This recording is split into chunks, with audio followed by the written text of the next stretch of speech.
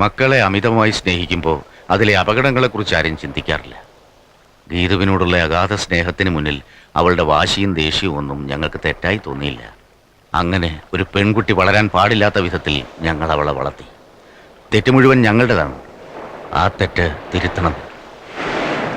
അതെ, എല്ലാം അവളെ അറിയിച്ചാൽ മാത്രമേ അത് തിരുത്താനാവൂ. അളിയന്റെ തീരുമാനം അറിഞ്ഞപ്പോ ഒരിക്കലും എനിക്ക് അതിനോട് യോജിക്കാൻ കഴിഞ്ഞില്ല. എന്റെ കുട്ടിയെ ഒരു നിമിഷം പോലും വേദനിപ്പിക്കുന്ന എനിക്കിഷ്ടമല്ല. എന്നാലും അവളുടെ ഭാവിയെക്കുറിച്ച് ഓർക്കുമ്പോ സഞ്ജീവൻ പലപ്പോഴും എന്റെ കാലുതൊട്ട് വന്നിച്ചിട്ടുണ്ട്. ഇപ്പൊ ഞാൻ സഞ്ജീവന്റെ കാലുതൊട്ട് വന്നിക്കുകയാണ്. എന്റെ കുട്ടി ഉപേക്ഷിക്കരുത്. അവിവാഹിതനായ എനിക്കിന്ന് സഞ്ജീവൻ മകനാണെന്നോ ഗീതു മകളാണെന്നോ ഒക്കെ ഒരു തോന്നൽ. നിങ്ങൾ രണ്ടുപേരും ഒരുമിച്ച് ജീവിക്കുന്നത് കാണാൻ എനിക്കും ആഗ്രഹമുണ്ടോ? ഗീതുവിന്റെ ഈഗോ, ഞാനെന്ന ഭാവം, അതിനാണ് ചികിത്സ വേണ്ടത്. പക്ഷേ സഞ്ജീവൻ എനിക്ക് വാക്ക് തരണം. ഒരു മിഥ്യാധാരണയിൽ ജീവിക്കുന്ന കുട്ടിയെ യാഥാർത്ഥ്യത്തിലേക്ക് തിരിച്ചു കൊണ്ടുവരുമ്പോൾ വലിയൊരു വിപത്ത് തന്നെ സംഭവിച്ചേക്കാം. അപ്പോ സഞ്ജീവൻ അവളോടൊപ്പം ഉണ്ടാവണം. ആ വീഴ്ചയിൽ നിന്ന് അവളെ കൈപിടിച്ചുയർത്താൻ ഉണ്ടാവണം. DGP കമ്മീഷണറോട് കൽപ്പിക്കുകയല്ല, ഒരു പെൺകുട്ടിയുടെ അച്ഛൻ മരുമകനോട് യാചിക്കുകയാണ്.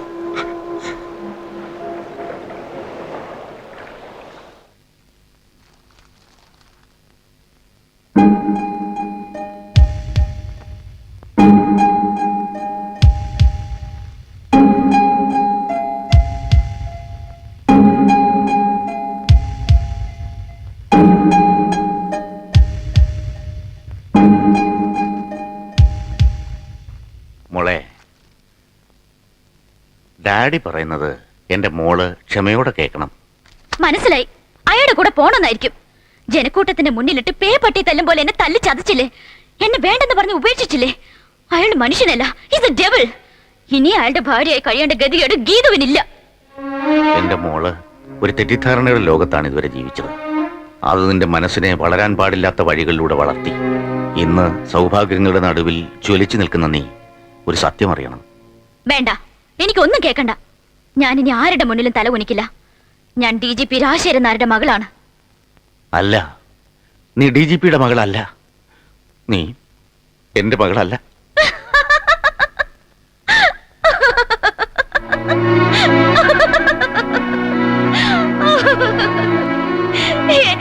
എന്നെ ഒതുക്കാൻ വേണ്ടി കമ്മീഷണർ പഠിപ്പിച്ചത് നാടകമായിരിക്കും.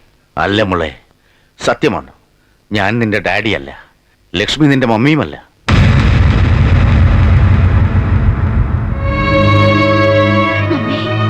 അതെ മോളെ, നീ എന്നും ഞങ്ങളുടെ പൊന്നുമോളാണ്. പക്ഷെ ഞങ്ങൾക്ക് ജനിച്ച മോളല്ല. വിവാഹം കഴിഞ്ഞ് ഏറെക്കാലം കുഞ്ഞുണ്ടാകാതിരുന്നപ്പോൾ ഒരു പിഞ്ചു കുഞ്ഞിനെ ലാളിക്കണമെന്ന മോഹം ഞങ്ങൾക്കുണ്ടായി. അങ്ങനെ ഒരു അനാഥാലയത്തിൽ നിന്ന് നിന്നെ ദത്തെടുത്തതാണ്.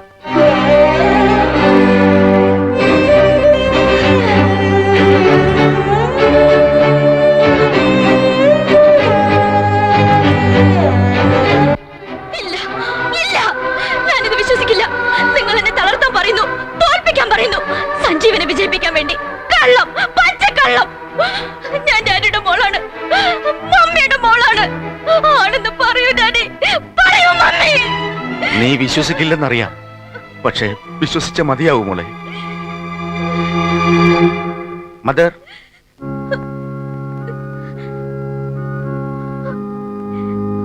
അദ്ദേഹം പറഞ്ഞത് സത്യമാണ് മോളെ. എന്റെ കയ്യിൽ നിന്നാണ് ഇവർ നിന്നെ ഏറ്റുവാങ്ങിയത്. അനാഥാലയത്തിന്റെ മുറ്റത്ത് ഏതാനും ദിവസങ്ങൾ മാത്രം പ്രായമായ ചോരക്കുഞ്ഞിനെ ആരോ ഉപേക്ഷിച്ചു പോയതാണ്.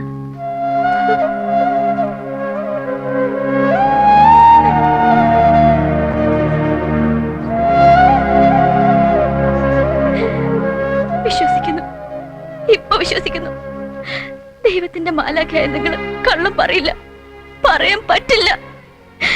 ഞാൻ അനാഥയാണ്, ഏതോ തെരുവിൽ പിറന്ന അനാഥ. ആരുത് മോളെ, അങ്ങനെ പറയരുത്.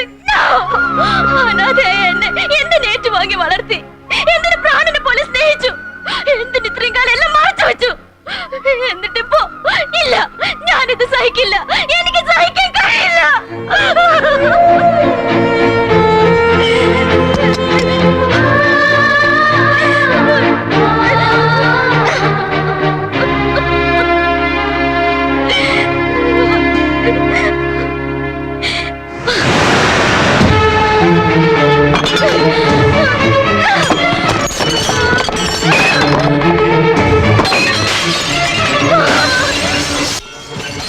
മോളെ, മോളെ.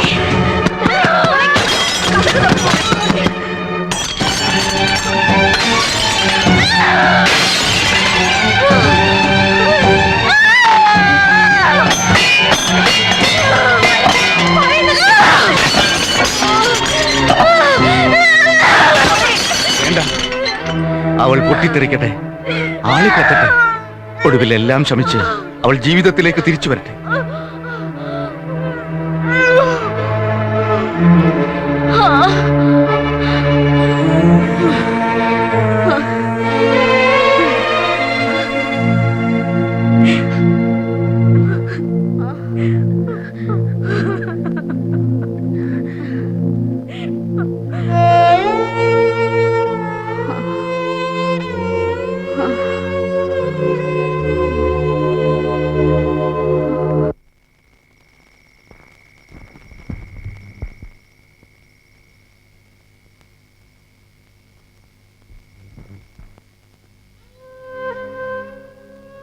മോനെ, ഇത്രയും കാലം ചേച്ചിയാന്ന് പറഞ്ഞിട്ട്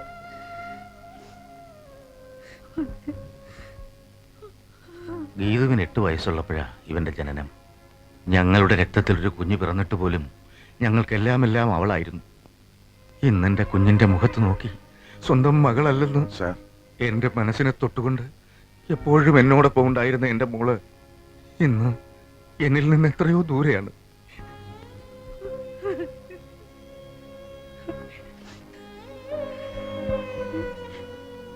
എല്ലാം നല്ലതിന് വേണ്ടിയല്ലേ സാർ? എന്തായാലും ഈത് മോളൊന്ന് ശാന്തമായ മട്ടുണ്ട്. എല്ലാം മാറി തണുത്തുനിന്ന് ആശ്വസിക്കാം.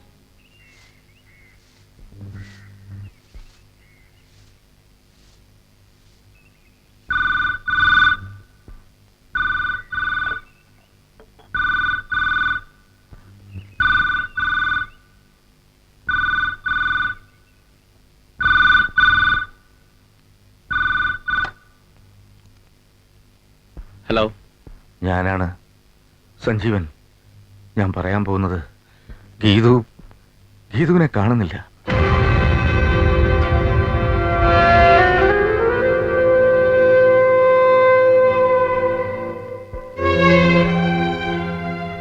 എല്ലാം ഇന്നലെ അവളോട് പറഞ്ഞു. രാത്രി ആരും ഉറങ്ങിയിട്ടില്ല സഞ്ജീവൻ. പക്ഷേ രാവിലെ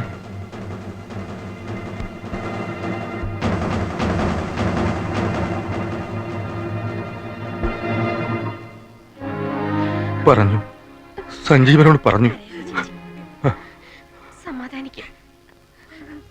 നീ താലി കെട്ടിയ പെണ്ണ, ആ താലി ഇപ്പോഴും അവളുടെ കഴുത്തിലുണ്ട്. നീ പോണം, നിർബന്ധമായിട്ടും പോണം. പോയി അന്വേഷിച്ച് കണ്ടുപിടിക്ക ചേട്ടാ. പെട്ടെന്ന് പോ ചേട്ടാ.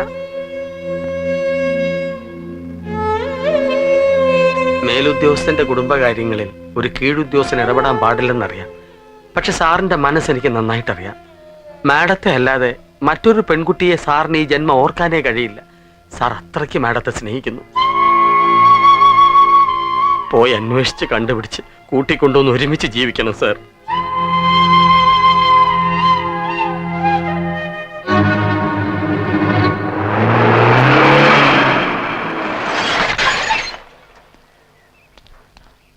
വല്ല വിവരവും കിട്ടിയോ? ഇതുവരെ ഒന്നും കിട്ടിയില്ല സാർ. നാനാഭാഗത്തേക്ക് പോലീസിനെ അയച്ചിട്ടുണ്ട്. എല്ലാ സ്റ്റേഷനിലും വിളിച്ച് പറഞ്ഞിട്ടുണ്ട്. അന്വേഷണത്തിന് ഒരു രഹസ്യ സ്വഭാവമാണല്ലോ. അത് കാരണം എല്ലാം സീക്രട്ട് ആയിട്ട് ഹാൻഡിൽ ചെയ്യാൻ പ്രത്യേകം നിർദ്ദേശിച്ചിട്ടുണ്ട്. ദൈവമേ, എന്റെ കുഞ്ഞു വല്ല കടികയും. അങ്ങനെ ഒന്നും സംഭവിക്കില്ല. ഇന്ന് വൈകുന്നേരത്തിനുള്ളിൽ തന്നെ കണ്ടുപിടിച്ച് ഇവിടെ കൊണ്ടുവന്നിരിക്കും. സ്റ്റേഷനിലായിരിക്കും. ഹലോ, ഇത് മദറാണ്. ഗീതുമോൾ ഇവിടെയുണ്ട്. ഗീതുമോള് മദറിന്റെ അടുത്തുണ്ടെന്ന്.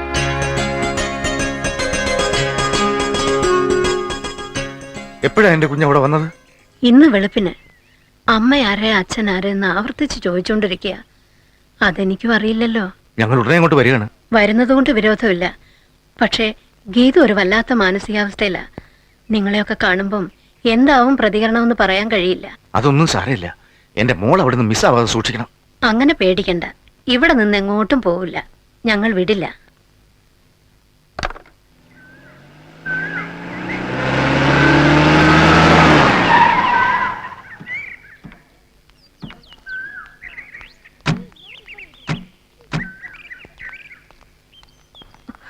മോള് ബ്രേക്ക്ഫാസ്റ്റ് കഴിക്കുക.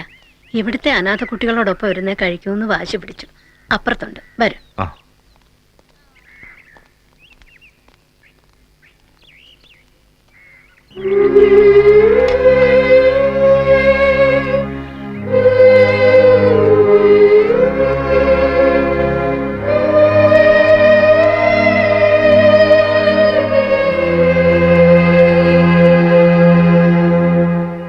മോളെ,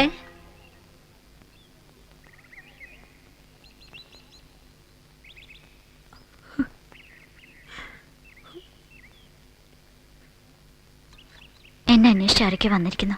ഞാനിപ്പോ വരാം.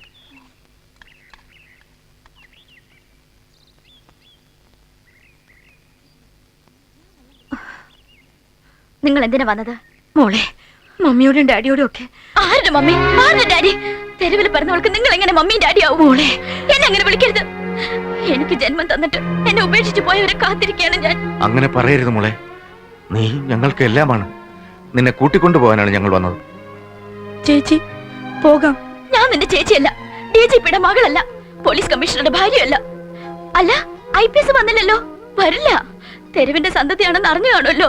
പോയി IPSനോട് പറ, അനാഥാലയത്തിൽ ഒരു പെണ്ണുണ്ട്, സ്വീകരിക്കുമെന്ന്. മോളെ, അവിടെയാണ് നീ മനസ്സിലാക്കേണ്ട ഏറ്റവും വലിയ സത്യമുള്ളത്. ഓ, സത്യങ്ങൾ ഇനിയും തീർന്നിട്ടില്ലേ? നിന്നെ അനാഥാലയത്തിൽ നിന്ന് ദത്തെടുത്തതാണെന്ന് ഞങ്ങൾ അവനോട് പറഞ്ഞിരുന്നു.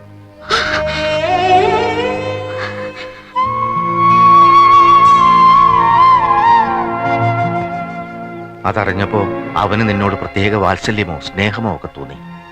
ഒരു സാധാരണ കുടുംബത്തിൽ നിന്ന് ഉയർന്നു വന്ന സഞ്ജീവന് നീ ഒരു അത്താണിയാവുമെന്നും അവൻ പ്രതീക്ഷിച്ചു. ഒരിക്കലും ആ സത്യം നിന്നെ അറിയിക്കില്ലെന്ന് അവൻ എനിക്ക് വാക്ക് തന്നിരുന്നു. എന്തെല്ലാം തെറ്റുകൾ നിന്റെ ഭാഗത്തുനിന്നുണ്ടായി. ഒരു അനാഥയാണെന്ന് പറഞ്ഞ് അവൻ നിന്നെ വേദനിപ്പിച്ചിട്ടുണ്ടോ? ഇല്ല. അതാണ് സഞ്ജീവൻ. അവൻ വലിയ മനുഷ്യനാണ്. അതെ മോളെ, സഞ്ജീവൻ ദൈവമാണ്.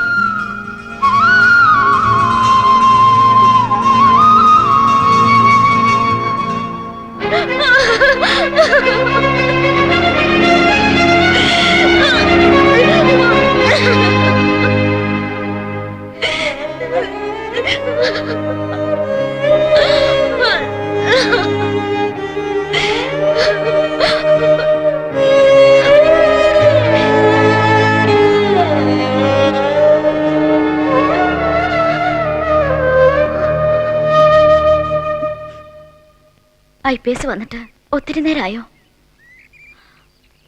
എല്ലാരും പറയുന്നു IPS ദൈവമാണെന്ന്. ശരിയാ? അല്ലെങ്കിൽ ആരോരും ഇല്ലാത്ത, ഒന്നും അല്ലാത്ത ഒരു അനാഥ പെണ്ണിനെ ഇത്രയും കാലം സഹിക്കോ? പക്ഷെ IPS ദൈവമാണെന്ന് മനസ്സിലാക്കാൻ ഈ പൊട്ടിപ്പെണ്ണിന് കഴിഞ്ഞില്ല.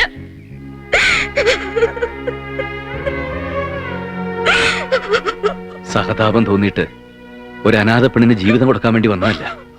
ഞാൻ താലി കെട്ടി എന്റെ ഭാര്യയെ പുതിയൊരു ജീവിതത്തിലേക്ക് ക്ഷണിക്കാൻ വന്നതാ. IPSനെ വിളിക്കാൻ വരരുതായിരുന്നു. എന്റെ മുന്നിൽ IPS തോൽക്കാൻ പാടില്ല. തെറ്റെയ്തത് ഞാനല്ലേ? അങ്ങയുടെ പെങ്ങന്മാരോട്, അച്ഛനോട് ഒരുപാട് തെറ്റുകൾ. എനിക്ക് ശിക്ഷയൊന്നും പോരാ. ഇനിയും ഞാൻ ശിക്ഷിക്കപ്പെടണം. എന്നെ ഞാൻ തന്നെ ശിക്ഷിക്കണം. എന്താ ചെയ്യേണ്ടതെന്ന് എനിക്കറിയാം. ഞാൻ തീരുമാനിച്ചിട്ടുണ്ട്. IPS പൊയ്ക്കോളൂ.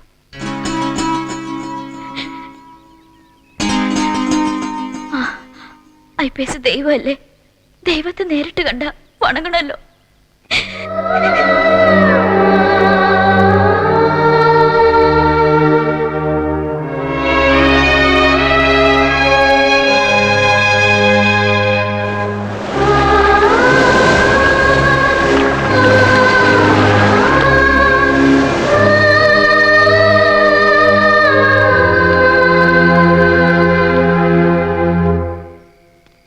വന്നില്ല, വരില്ല.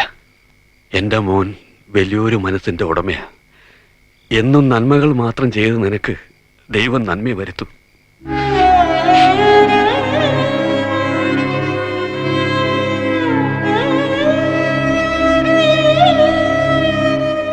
അയ്യോ, ഇത് ഇങ്ങനെയല്ല എഴുതുന്നത്.